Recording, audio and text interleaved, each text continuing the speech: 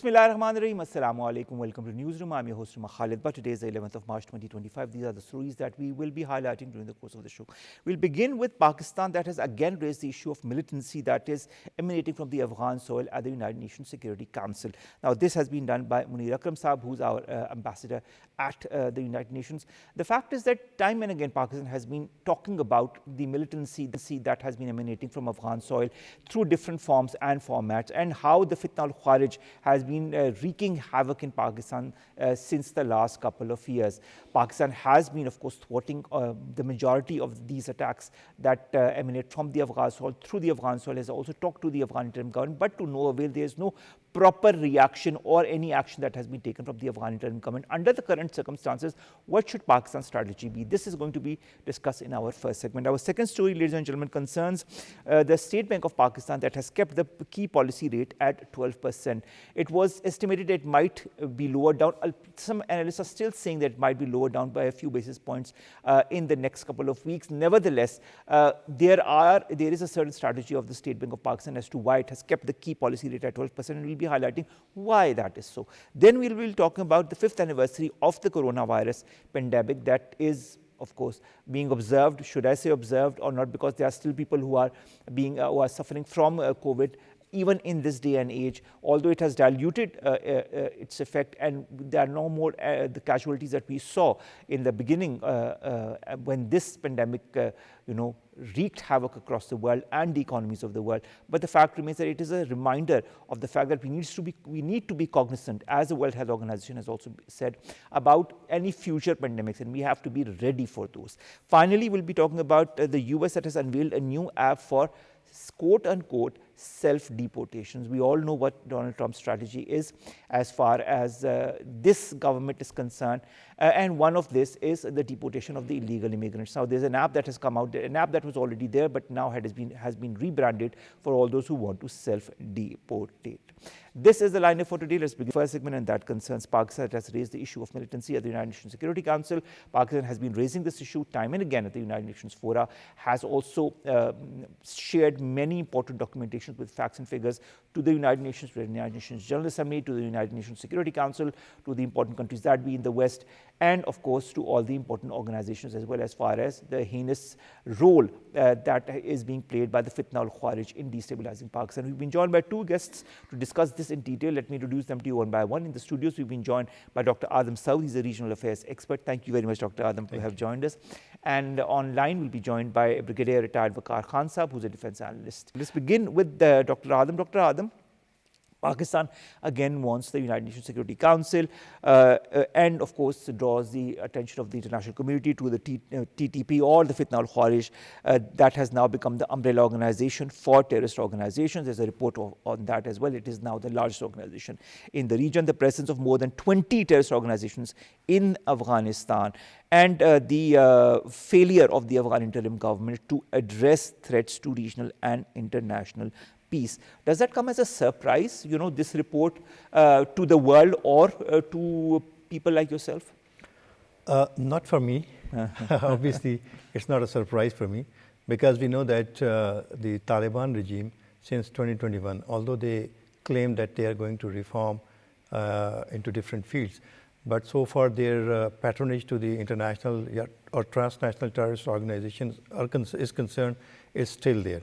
And, if you look at the trajectory, the hardliners, they are into the power right now. Those people who had certain soft voices where they wanted to bring socio-economic change in the society, they have been sidelined, and the hardliner, they have been brought into the power corridors. And I personally think it's not a surprise, at least not for me and the people who work on to counter terrorism and the terrorist threats emanating from Afghanistan. Because over the period of time, if the Taliban regime in Afghanistan, they had been sincere to countering the terrorist organization, which they pledged in Doha Accord that they would not give refuge to international terrorist organizations. You remember the first statement that came out from the foreign minister of the Afghan interim government was also that the Afghan soil will not be used against any neighboring country. Exactly. This is what I'm referring to. they pledged that, and this is one of the important clauses, one of the important clauses of that Doha agreement.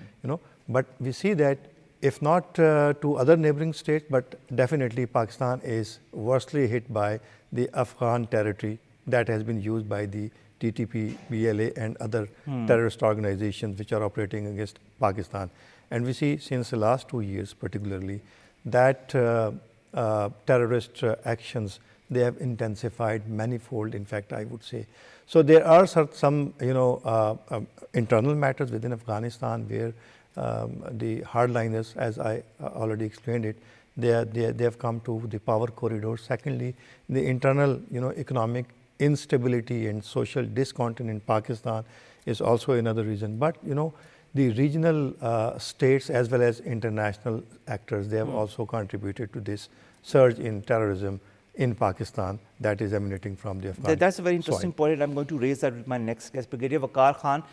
Dr. Adam Saud says that there are certain regional players or international players whose connivance or maybe letting go of elements freely so that they can do whatever they want has led to this current state of security as far as Pakistan is concerned, with so many terrorist organizations like the Fitna emanating through the Afghan soil into Pakistan. What kind of measures, in your point of view, are needed in order to tackle this global menace? I think as far as Pakistan is concerned, the measures are in place. And if you look at, there are, I think, 4 or 5 prongs that are normally, applied. One is definitely diplomatic, which is bilateral and regional. The other is diplomatic at international level. Then you have a military instrument which can be used inside Pakistan and across. Then, of course, is political engagement. And then is the information that we are basically doing or discussing. So in all fields, I think for last 2 years, despite that there are some deficiencies in the frontline provinces like KP and even Balochistan, the state of Pakistan, political military leadership is now united. There were some doubts, I think, when Taliban came that probably things are going to get better, since there was definitely a moral support from here. And unfortunately, Taliban, I would say, have become a hired gun. Now, there is no, I think, I would say any, let's say, uh, resentment or on that side of basically border, that basically they are now become a hired gun. Now, as far as the region is concerned, I think it's quite united, less India, which is an out player, but definitely has an interest in spoiling the relationship between Pakistan and Afghanistan. But unfortunately, just give me a minute, that when US left, now Trump has acknowledged $7 billion worth of arsenal and billions of dollars, which have different figures, like cigar has different figures, Sarah Adams, and now even I think President Trump has mentioned. 2017 to 2021 billion dollars were literally given in cash by the US administration, Biden administration, to Taliban. So what was that for? Was it for human rights, where you have 20 million women locked up in their houses, or was it to keep the region destabilized? But I think at regional level, Pakistan has had successes at diplomatic level.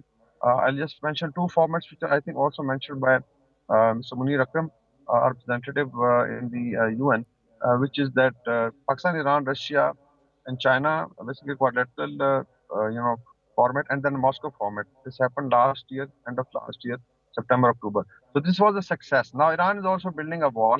It has repatriated almost 1.2 million Afghans, and Pakistan is also following suit. So all told, there is a regional, I think, convergence. The only, I think, outsider was US. With, I think, Trump coming in, now there is an environment that he's probably also going to look at least, stopping this terrorism netting from Afghanistan, especially the ISIS. We have just caught Mr. Sharifullah, who was number 3 in the ISIS cadre. Central Asia is worried. China, Russia, and if you have Russia, American relations, I think, improving. So there'll be convergence of interest to get rid of terrorism. And I think ultimately Taliban government has to be responsible. Either they follow the international community to live like a normal state, or I fear that maybe they start collapsing at the end of this year. So the forces arrayed inside Afghanistan are now very daunting. You have the old northern resistance now, Afghanistan National Front, led by Ahmad Masood, and some like-minded people, even Khalid group, and maybe Gulbuddin Hikmatyar also joining. And within Taliban faction, there are cracks. I think there are serious divisions. We have seen Afghania Madrasa being attacked by, basically Yes. Kandhari group, and assassination of Badruddin Haqqani. So all told, the environment is now pitched against them. That's why you find frustration. like surveying officers being sent. One lieutenant colonel have been identified who were killed in Pakistan, were trained by the one Taliban. Now, Taliban cannot now deny it. I would say this is now becoming hypocrisy that the hand that actually supported you, almost fed you, and supported you diplomatically, economically, now you're trying to bite that. I don't think so. Pakistan is a soft state. This war will continue till the terrorism is, I think, eradicated. So all told, I think environment is now conducive, especially with President Trump coming in. All right, all right. Dr. Adam Saud, Ambassador Karam says that he requests to initiate consultations at the United Nations Forum to formulate an appropriate action plan in which a working group on counterterrorism would be set up under the Doha process. If such an action plan is ever constituted, what should be the methodology? Well, I think definitely methodology is to engage Taliban regime. Without engaging them, you cannot achieve permanent peace in the region. You know, like Brigadier Sahib has already mentioned that there is a change of guard in America now. Trump is in power, and he has given certain statements which give a ray of hope that maybe US is going to engage itself into the counter-terrorism mechanism into the region. Secondly, when we talk about China particularly and Russia to some extent, we know that China have intensively engaged with the Taliban regime over the years, and it has invested billions of dollars. It wants to integrate Afghanistan into its broader BRA project. But at the same time, we have seen that the TTP is conducting terrorist activities against them. Yes. You know, so where I think there would a point would come where the Chinese, they would try to convince the Taliban that you know, our CPEC project is, or the broader BRA project, it is being hit by the TTP, and this is going to you know, going to change a kind of relationship between Beijing and Kabul. It's one thing. Secondly, we see that there are certain projects which try to integrate Central and South Asian region, and obviously Afghanistan is the main bridge between Central and South Asia. So again, we see that there's a convergence of interest so far. The connectivity in the region is, broader region is concerned, and obviously Russia, it wants to enhance its relation with Pakistan, where it wants to invest into the economics and the trade sector of Pakistan as well. But since the mechanism is concerned at the UN level, we understand that UN is primarily being influenced, if not controlled, it's influenced by the West, particularly America. So unless America is not onto the board, I think such mechanism would not be beneficial. But at the regional level, definitely I would support this idea. For example, we have the Shanghai Cooperation Organization. This is one of the forums which can be utilized by the regional states in order to get stability, or at least to integrate Afghanistan into the region. Because all the immediate neighboring states of Afghanistan, except Turkmenistan, they are the members of Shanghai Cooperation Organization. And they have one RATS as well, regional anti-terrorism structure, and they have all that engagement. So I think that can be the best option for keeping in view the current situation where the SCO can be utilized to engage Taliban regime.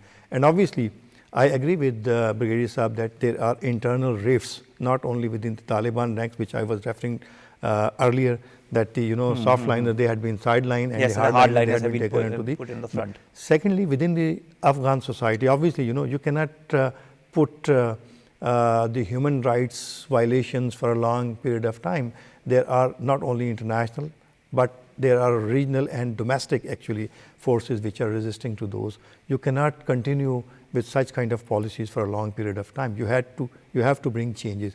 And there's a consensus within the regional states that Afghanistan should adopt those policies which should not be violating the human rights, particularly the women's rights, and they should be given the right to education and all that. So I think the UN mechanism would be beneficial or helpful, successful, once all the big powers mean obviously America and the regional powers, they are onto the similar page to curb the menace of terrorism in the form of ISIS and TTP. All right. Brigadier Waqar, Ambassador Munir Akram said something, and we all have discussed that in previous shows as well. He said that Pakistan has hosted millions of Afghan refugees, continues to do so, has fought terrorist threats and facilitated the safe evacuation of the NATO personnel and Afghan citizens during the withdrawal of foreign forces in 2021. Has the world in 2025 realized the role Pakistan continues to play as host over the decades at the cost of its security and stability? Yeah, I think less India. By and large, the region understands it that Pakistan bore the brunt of all this. Definitely, U.S. withdrawal from Afghanistan could not have taken, despite that, President Trump is still criticizing that was done in a shoddy manner.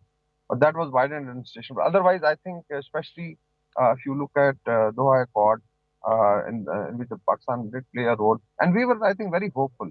Unfortunately, Taliban thought that they could basically, use terrorism as a tool of policy, exert pressure, draw concession for this illegal spectrum, whatever. Because this is basically, I would say, a war or a terrorism-based economy. If you look at the figures inside, it is alarming now. There are going to be serious food shortages. Almost 70 to 80% population is now facing, food shortages. Women are locked up, and Afghan society is not going to be cowed down, for too long. If you look at the history, because every house has, I think, a rifle or a Kalashnikov. Even the women folks are armed. So maybe I think many people get fed up because of economic strangulation, what is happening because of Taliban regime. There are curbs on sports, there are curbs on women, there are even barber shops can't operate. What to talk of any media? There were curbs on even showing photographs. So it's becoming very very absurd. That's why I think there's a division. So all told, I think at regional level definitely there's a massive acknowledgement of Pakistan, and then there are a few major changes taking place, which I think maybe have Pakistan's leverage would increase. One is the Russia-Ukraine war closing, and it is some reports are coming up from Europe that probably Pakistan is also being eyed as a country which will be requested to send peacekeeping force. I'm not saying that this has been done, but there's a discussion. Same is about West Asia and Gaza. So it means that probably West would now need, Pakistan's boots to keep peace in Europe. So this will be like we've done in Bosnia Herzegovina. So this gives you a lot of leverage. That's why I think this now new, I would say, relationship between the Trump administration and the military. We've seen Pete Hegseth thanking Pakistan, the spokesperson, even the national security advisor, and before that, President Trump, in an address to the basically joint session. So this is, I think, very significant. It never happened. So by and large, the international community, one, whatever Pakistan has done, has now realized that in Afghanistan it has a major role to play. It has suffered a lot, and Pakistan needs to be supported. And any counter-terrorism effort in Afghanistan, and I would even go beyond that, in case Taliban don't behave, and they continue to use this as a element of policy, probably they're going to be thinking of bringing a new structure, which is more moderate, which is at peace with the neighbors. India would be probably the only spoiler. I've seen that when Trump thanked Pakistan, how much human cry was raised up in Indian media. So this is a new environment. One is, of course, Trump administration. The other is what is happening in Eastern Europe and West Asia. In case, let's say, it materializes, Pakistan is requested to, reinforce peace enforcement effort, a peacekeeping effort under the flag of UN. So this will be a major breakthrough. But I'm not saying this is happening, but probably the other thing. So it means that now we have a leverage at international stage in which KSA is also. So the Arabia has played a major part, and probably these things would show me a positive trajectory. Taliban have a choice. They can continue doing it. They thought that it was like an invader, like Russians or Americans, but they were outsiders. Pakistan has existed for millennia. We've lived together, and definitely we have I would say, sentiments, good sentiments for the Afghan people. And Taliban probably, if they've lost, and I feel they've already lost Pakistan, it's a huge loss for them, economically, diplomatically, and even to exist, as a regime. So they have to decide either they, become a normal state, which will take a while, or maybe when somebody else comes and, let's say, puts Afghanistan on a trajectory which is at peace with the neighbors. So I have a lot of hope that by end of 2025, I think there'll be major changes which will be beneficial for Pakistan and beneficial for the region. All right, let's hope for that. Let's hope that 2025 becomes that year of change as far as this region is concerned. Dr. Saud, Brigadier Saab talked about the sentiment that we have for the Afghan people, and that was also reiterated by Munir Akram Saab, in which he talked about the current plight, the humanitarian situation that has grappled Afghanistan. And he also said that Afghanistan needs to boost bilateral economic cooperation with Pakistan, but by curbing cross-border terrorism and illegal trade. The question is the Afghan interim government ready to do that? Well, I think right now they don't seem to be, because if you look at the kind of relationship between Islamabad and Kabul, I think they're not willing. Maybe they are willing, but maybe they are under some kind of pressure not to do that. But in the long term, they have to, because their future, it lies not only with the region, but particularly with Pakistan, because they will remain dependent on Pakistan for their international trade, because Iran is already under international sanctions. So the best option for them is through Pakistan, one thing. Secondly, we know that we have historical ties since centuries. True. Not only the trade, but religion, culture, language, and so many things. So definitely people living across the border in our part of a country and their part of country, they share their common history, they share their common language. And obviously, if you look at the grassroots level, with people-to-people connectivity and people sentiments, you'll see that people in Pakistan, they really do care about the people in Afghanistan. The same goes with the people of Afghanistan. They love people of Pakistan, they love Pakistan. But it's a matter of politics, obviously. There are, as I've already explained, there are internal and some external pressures onto the Taliban regime. We have our own constraints. We have to do, the national security for Pakistan. It is the supreme, and it must be the supreme. And we cannot and we should not tolerate any kind of activity that is going to, hit our sovereignty. But definitely, this is the best way to integrate Afghanistan. I usually give an example of Germany, after the Second World War, when the European Economic Coal and Steel Community, it was created. So basic idea by the French foreign minister was to engage Germany economically, to make it interdependent, so that it cannot, the nationalist Germany, it cannot revive. So that formula must be applied here in Afghanistan, where we need to integrate Afghanistan into the regional economic web. And obviously, like I already said, that Pakistan is the best option for them. I don't say it's the only option, but it's the most important option for Afghanistan. Then why is why is the Afghan interim government playing in the hands of India? Well, obviously, there are certain challenges which are, there are centripetal and centrifugal forces which are actually, right now applying on Afghanistan. Probably we at Pakistan are facing internal fragility, economic instability, and kind of political instability that gave room to India to engage with Taliban. And that has, given a leverage and kind of, upper hand to India to engage with Afghanistan and to invest over there. All right. Brigadier Saab, in this complex region situation that Pakistan is embroiled in, and of course with particular reference to the security paradigm, counterterrorism remains one of the biggest objectives, and counterterrorism measures need to be applied in letter and principle in the most strictest of terms. Munir Akram Saab talks about counterterrorism that must be the highest priority in any future road map for engagement with the Afghan interim government. How could Pakistan convince the Afghan interim government of such counterterrorism efforts, whether they be joint or done by Afghanistan alone or by Pakistan regional players in Afghanistan? This could be a desire, and I think for the last 3 years, since the American withdrawal, this has been a desire, and Pakistan made a deliberate effort. We had special representatives. Again, I think we have reappointed somebody. And before that, your bilateral engagement included. First, the investment conference was held. We discussed it in Islamabad. Pakistan was the one looking for, actually removing their diplomatic and economic isolation, a return of their reserves. Still, I think Kamsaf did mention that should be returned to them. But unfortunately, I think there were two reasons. One was, of course, Taliban thought that they have pushed out a superpower, not realizing that not have been possible without the regional support in Pakistan.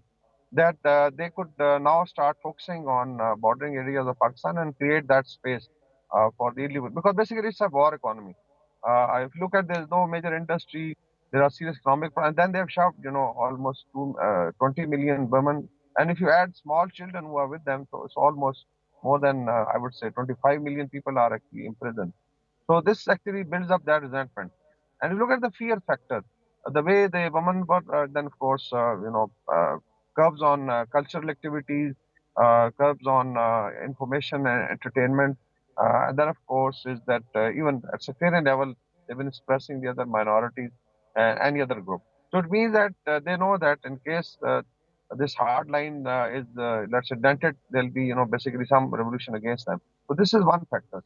The other is, I think, the American money. And let's be very frank that if all the figures are correct, like 17 to 20 billion dollars without any audit, even Cigar was crying that we don't know where that money landed up. So maybe, and then add $7 billion worth of Arslan, which is now acknowledged by President Trump.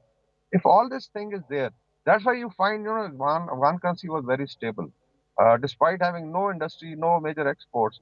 Uh, at time, I compare that Afghan GDP is about $12 billion, and Faisalabad GDP is like $75 billion. This one fifth or sixth of one city of Pakistan.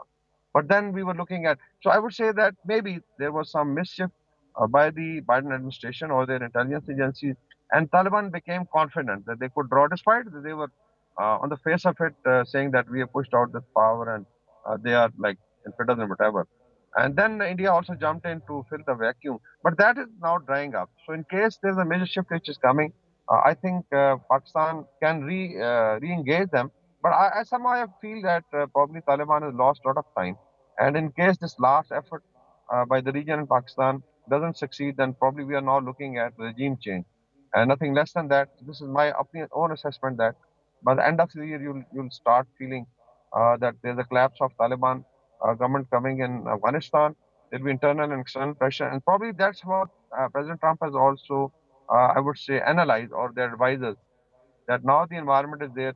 Otherwise, how can you just ask them to hand over weapons? It could only be in case there is a regime which is cooperative, there's an alternative structure which comes up, and then probably we can look at, And meanwhile, I think we can keep using all the tools, diplomatic, economic, political, and informational, to convince Taliban.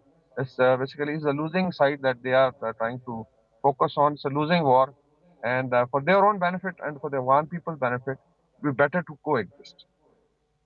All right, this coexistence is extremely important. Thank you very much, Brigadier Khan, defense analyst, to have joined us online. Last question to you, Dr. Adam Saud. Pakistan, as Munir Akram Saab has said, and we all know, has sheltered almost 5 million Afghan refugees for over 40 years at great economic, social, security cost to our country, with little help from the international community, might I add.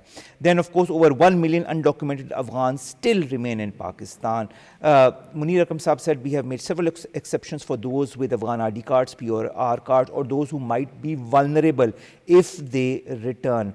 How do you view this reality in the light of the recent United Nations Secretary General report that has come out on the Afghan refugees? Well, I think Afghanistan is the motherland of Afghanis. They must live over there, and every person has the right to live in his or her own motherland. Agreed. So refugee status is obviously something. It's a refugee status. You are not a citizen of the other state, and you are not considered as the grade 1 citizen of the country. So I think the repatriation of these Afghan refugees, it should be delicate. It should be in a respectable manner, where the government of Pakistan, it should be negotiating with not only with the Taliban, but it should be seeking help from international community, where these refugees, they should be sent back to their homelands. But if they feel kind of security threats over there, or they are not being accepted by the Taliban regime, we can continue with supporting the the Afghan refugees in Pakistan for quite some time, because we already have hosted them for so many decades. We can do it for more. Yes. But we wish, and I think Pakistan government is very clear onto it, that these people, they should be repatriated. They should return to their homelands with respect and dignity. And I think the United Nations and all the affiliated organizations, they must be paying important heed to it, and they should not overlook this issue. And should understand Pakistan's perspective as well. This is not only a humanitarian crisis, but obviously in the shape of refugees, there are certain other criminal activities. Of course, that have been going on, for which Pakistan has ample proof, in fact. Yes. Thank you very much, Dr. Saud, to have joined us, to have come all the way to the studios. I hope your Ramadan is going well, and for your family as well. Wish you all the very best, inshallah. See you soon. We'll be back after a short break.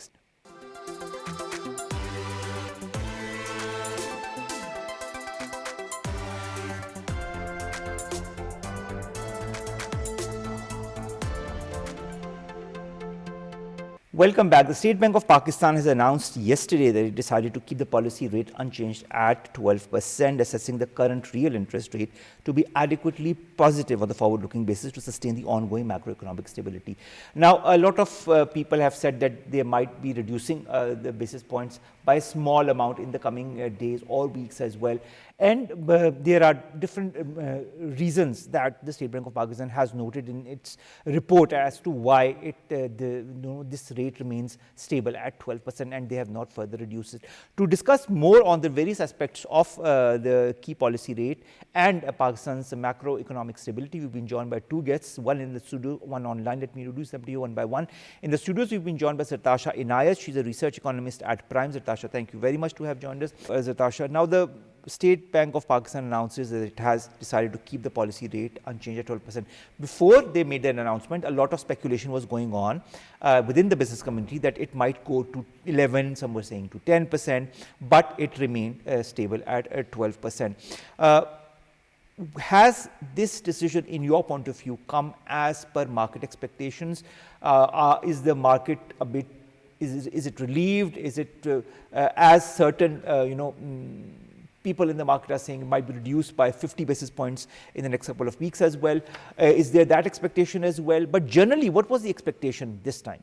So this decision by MPC has come off as a surprise, and it's not as per the expectations of business community and even analysts who were expecting a decline in interest rate by even 2%, or I've read a few reports which were where the business community was basically demanding to reduce the interest rate by even 6%, because as per their opinion, the inflation target has been achieved, and now the SBP State Bank should move forward to stimulate the business and economic activity in the economy. But this decision, I believe it's a prudent decision by the MPC, because while the major argument or reason being argued is core inflation, other reasons like rise in imports, which lead to create a stress in the current account. Similarly, the ongoing IMF review of the EFF program. These reasons cannot be ignored. Similarly, Pakistan owes $18 billion in debt repayments in the upcoming 3 years. So this creates a pressure on the foreign reserves. So lastly, if we look at the LSM, large scale manufacturing, while it showed a bit improvement in December, in last 3 months it hasn't shown any significant improvement, which could further slow down the economic activity. So keeping in view these arguments and these factors, I believe it's the right decision by the MPC to keep the interest rate unchanged. All right, the MPC does talk about, the inflation February that had turned out to be lower than expected. Mainly they say because of a drop in food and energy prices. But they also say that there are risks that are posed by the inherent volatility in these prices due to the current declining trend in inflation. What's your take as far as that is concerned, and can that be controlled? So if we look at the other inflation in the other commodities, it has mainly reduced, but inflation for food and energy prices, as you have mentioned, it's basically still sticky, and any fluctuation in the domestic can cause an increase in the prices. Exactly, and local or external economy can fluctuate the inflation rates, and it can basically reverse the entire progress we have made so far. So I believe for now, the inflation rate, we need to keep a close eye on the inflation rate and whether it's sustainable for the next 2 to 3 months. All right, Zartasha, also, what is very important for us is macroeconomic stability, and we need to continue with policies that further this macroeconomic stability. Is the current real interest adequately positive on the forward-looking basis to sustain this ongoing macroeconomic stability in Pakistan? So, the goal of SBP in controlling the inflation has been achieved so far. But if we look at the other indicators, there has been positive, improvements in the indicators, including the inflation. But if we look at largely at the macroeconomic indicators, including LSM growth or current account deficit, they have show that the economy is still struggling to recover. Right. So, for now the interest rate is forward looking, and if MPC is cautious about it, it can give us room to decrease the interest rate by 1% in the upcoming MPC meeting. All right. Now, talking of the MPC also, you talked about the current account deficit. The MPC says that the current account turned into a deficit of $0.4 billion in January after remaining in surplus over the past few months. It also said that the CAD, coupled with weak financial inflows and ongoing debt repayments, has led to a decline in the foreign exchange reserves of the State Bank of Pakistan. It also talked about the large-scale manufacturing output that declined during the first half of the fiscal year 2025, and talked about the shortfall in tax revenues from target widened further in January and February as well. In response to these developments, the central banks in the economies have recently slowed the pace of their monetary easing as well. This is what they have said, and they talk about uncertainty that has increased significantly amid the ongoing tariff escalations as well.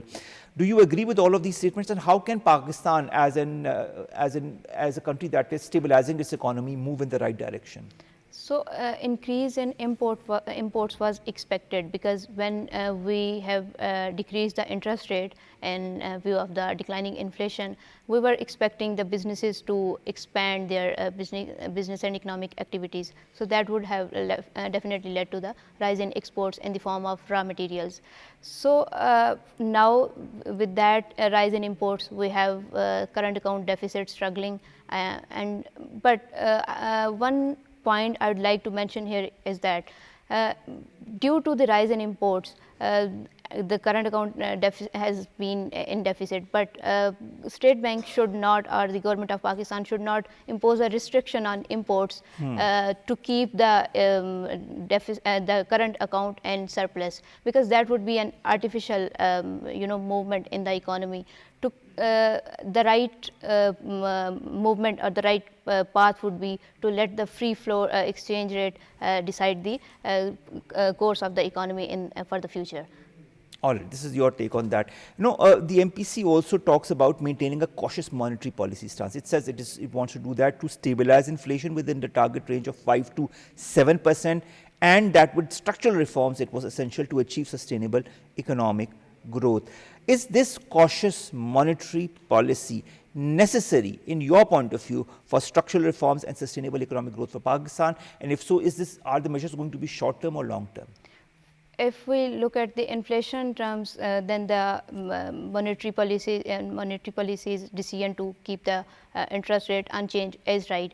But for the macroeconomic stability and long-term structural reforms, we need more than the interest rate, right?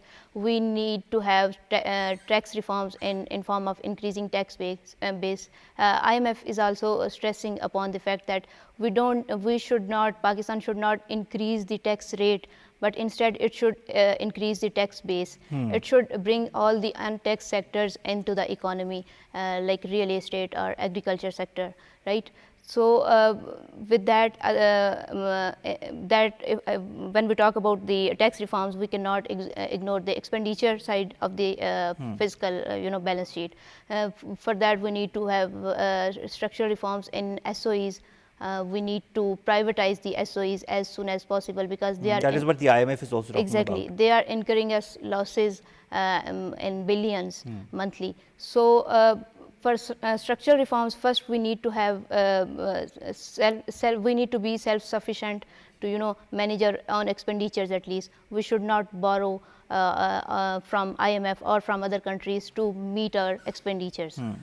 It talks about the report also talks about high frequency indicators such as sales of automobiles, import volumes, credit to private sector, and purchasing managers index.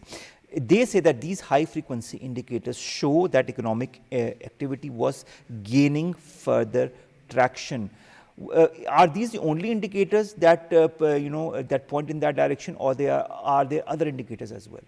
Well, the rise in automobile sales, let's say, it shows the economy is demand driven, right? Because people are demanding the goods that they were not previously able to afford. So with decline in inflation, people are able to participate in the economy. But other than that, we need to open our businesses to imports as well, because when there was import restriction, we saw quite decline in the economic activity, because people were not businesses were not able to import raw materials or intermediate goods to complete or finalize their goods they were producing in the economy. So we need to have a balanced approach when we talk about the import side and both supply and demand side. Other than that, Pakistan needs to raise its exports, because we cannot rely just on remittances to stabilize our current account balance, right? Agreed. Although remittances have increased manifold, but we can't just rely on them. Exactly. So for that, we need to expand our tax base again. We need to have advanced technology in the export sector, because the textile sector, while it has significantly contributed in the exports, we should move forward to the other global value chain. And we should just not rely on exporting the final or completed goods. We should integrate into the global value chain like India or Vietnam is doing. All right, Zartasha, also, you talked about LSM, large-scale manufacturing. Now, the data of large-scale manufacturing shows that it has contracted by 1.9% in the first half of the fiscal year 2025, and that is evident in this report as well. Is this drag in LSM growth going to have long-term effects for our economy, or will our economic growth recover? Well, again, it depends on how we are, we as in government is relying on imports, and other than that, how it's providing a room for the business expansion. LSM highly depends on the energy prices, right? So if there is high energy prices, and if the business is not able to meet its production costs, it will automatically shut down. So from cotton industry to other LSM industries, we have seen traction or decline in the activity because of the rising energy prices. So if we work on the energy sector, I believe it would have positive long-term effect on the LSM growth. Before we go back to the MPC, I'd like to talk a little bit about the talks that have begun between the IMF and Pakistan on the next tranche of the $7 billion loan program. And these talks are going to continue till the 14th of this month, which is just a couple of days.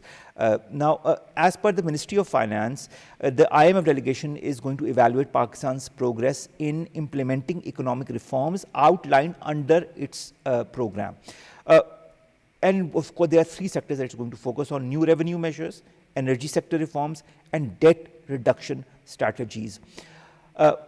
When you look at these discussions, what is your take on how they will move? And these three sectors, revenue measures, energy sector reforms, and debt reduction strategies, how has Pakistan worked in these? So when EFF program by IMF was implemented, Pakistan accepted a very ambitious tax target set by the IMF.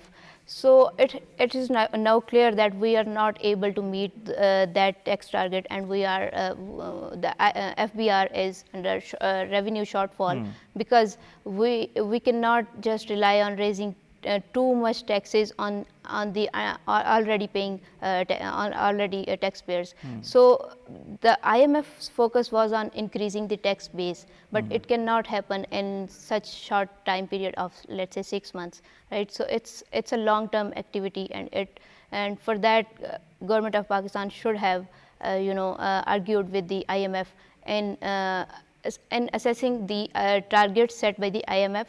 Now even the IMF is reducing the targets, FBR's revenue targets, because it's now clear that already taxpayers cannot pay more You cannot taxes. further burden Exactly. the already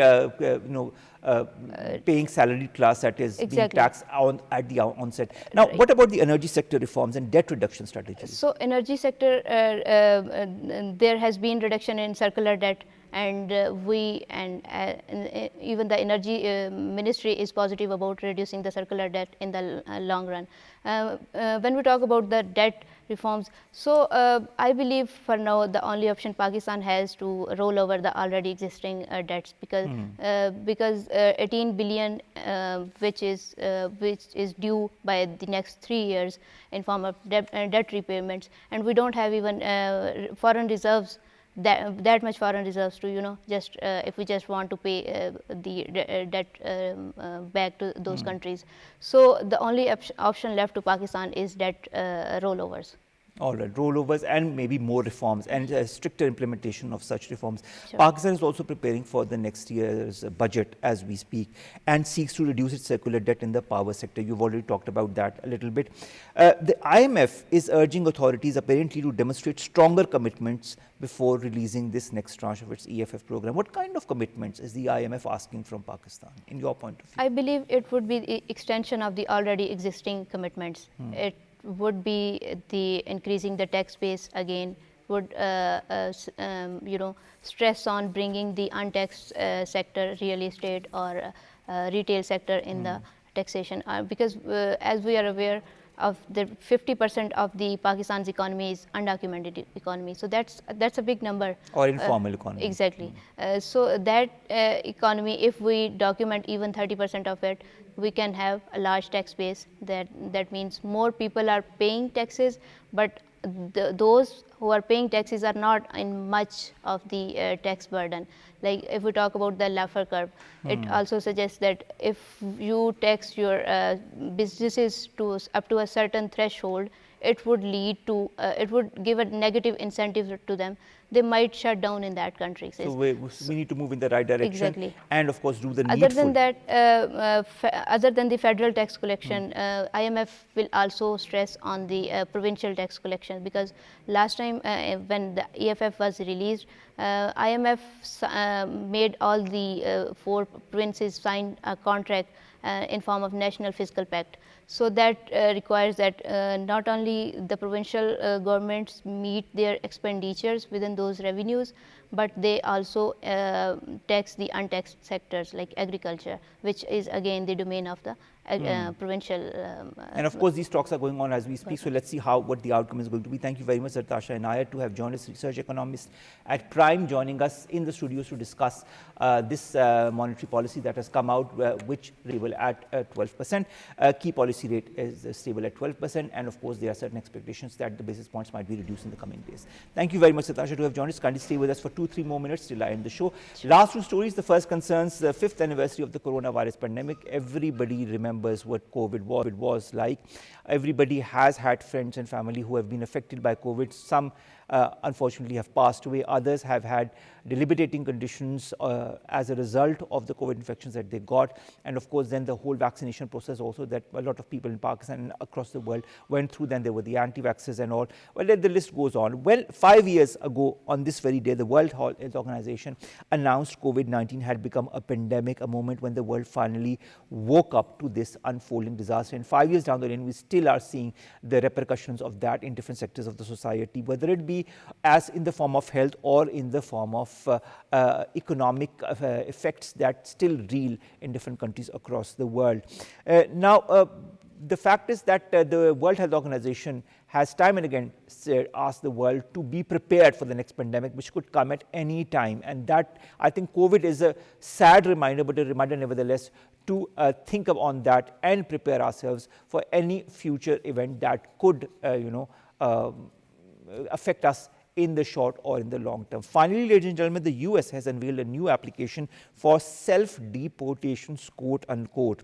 It is the Trump administration is apparently repurposing a mobile application which was originally created to facilitate asylum appointments into a way for undocumented migrants already in the US to self-deport. The app is known as SBP Home, allows migrants to submit an intent to depart, which the US Customs and Border Patrol says offers them a chance to leave without harsher consequences. So this is just one of the measures that the current Donald Trump administration or the government is taking, so that people can decide for themselves instead of going to the different departments or being pressurized by different departments, that they take that decision by themselves and deport themselves on their own. Let's see what the reaction of that will be like. But ladies and gentlemen, we come to the end of today's news. We'll see you inshallah tomorrow with new story segments that pertain to us, you and Pakistan. Hope you and your families' Ramadan is going fine. We'll see you inshallah with stories that of course affect us or are affecting us. Allah Hafiz.